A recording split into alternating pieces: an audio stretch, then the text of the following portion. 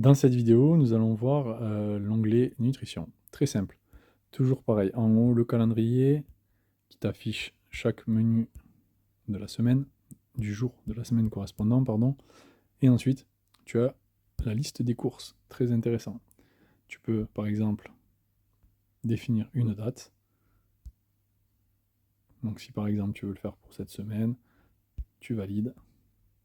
Et ça te génère les quantités d'aliments qu'il faut que tu te procures. Ici, tu as ton total calorique. Donc ça, très important, tu vas voir pourquoi.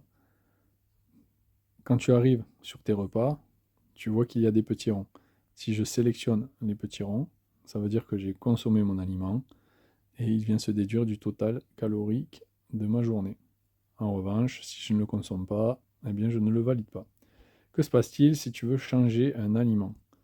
Donc, si tu veux remplacer par une alternative, chose que je ne te recommande pas forcément sur cette appli parce que c'est pas très précis, tu peux quand même essayer. Mais fais attention parce qu'il y a des remplacements qui ne sont pas très cohérents.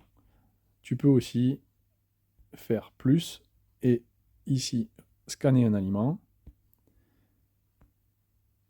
changer d'aliment, par exemple sur le petit déjeuner, si tu veux manger du lait entier, voilà, tu ajoutes la quantité et ça vient t'ajouter le lait à ton petit déjeuner. Tu l'as ici. Et il se décomptera automatiquement.